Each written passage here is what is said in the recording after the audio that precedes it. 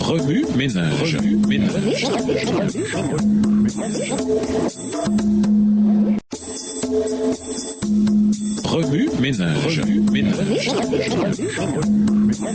Bienvenue dans votre émission Remue ménage. Nous voilà la leçon de dimanche, intérioriser, une repentance authentique. Les pratiques du sanctuaire terrestre données aux Israélites au Mont Sinaï illustrent de manière frappante les grands thèmes du salut. Le sanctuaire du désert est une copie miniature du véritable sanctuaire de Dieu dans les cieux où Jésus exerce son ministère en tant que grand prêtre. Exode 25, verset 9, Hébreux 8, verset 1 à 6. Le système du sanctuaire explique l'œuvre de salut et de justice de Dieu à un niveau très détaillé, pratique et éducatif. Le processus de jugement de Dieu est spécifiquement représenté par le jour des expiations. Les divers rituels accomplis ce jour-là trouvent leur écho eschatologique dans le jugement final, aussi connu sous le nom de jour antitypique des expiations. Le système du sanctuaire établi par Dieu lui-même comprenait un cycle quotidien et annuel d'activités et de fêtes, toutes basées sur le tabernacle. Les activités quotidiennes les plus importantes comprenaient toutes sortes de sacrifices pour une variété de péchés différents. Voir Lévitique 1 à 7. Chaque sacrifice enseignait aux Israélites la nécessité de la mort substitutive d'une vie innocente pour satisfaire à la loi. C'était là un rappel quotidien aux Israélites que Dieu avait promis de leur fournir un substitut. Genèse 22, les versets 11 à 14. Alors que ces services sacrificiels quotidiens et symboliques apporter le pardon et la grâce aux Israélites repentants, la justice de Dieu, elle, devait aussi être expliquée. C'est là qu'entre en jeu le jour annuel des expiations, tel que décrit dans Lévitique 16 et 23, les versets 26 à 32. Tous ceux qui s'étaient repentis et s'étaient réclamés du sacrifice pour leurs péchés étaient saufs, car l'animal sacrifié avait symboliquement pris sur lui le châtiment que la justice exigeait. Cependant, l'auteur du péché et tout individu impénitent devaient supporter seul leur péché et ses conséquences, comme l'illustre le bouc émissaire, les versets 20 à 22. En outre, l'authenticité du repentir d'un croyant s'exprimait par un profond examen de conscience et par l'affliction de l'âme le jour des expiations, verset 29. Cet examen de conscience permettait de s'assurer de la contribution sincère des Israélites afin que leurs péchés soient non seulement pardonnés, mais aussi légalement effacés. Toute personne qui refusait cette offre de grâce et d'expiation était exclue de la communauté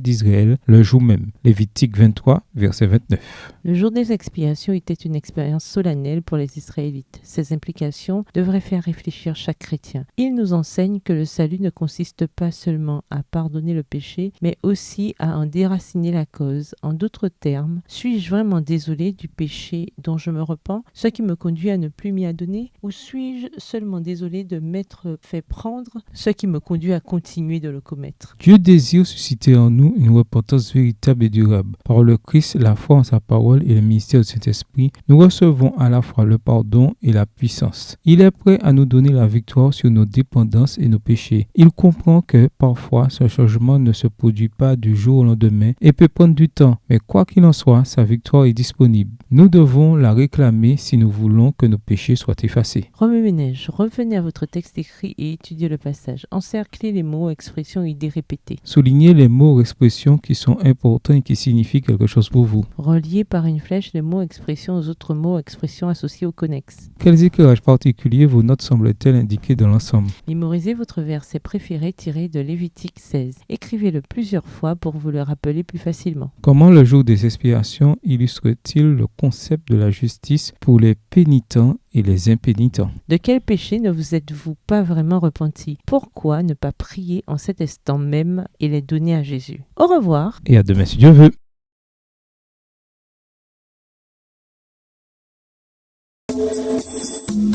Remue ménage. Remue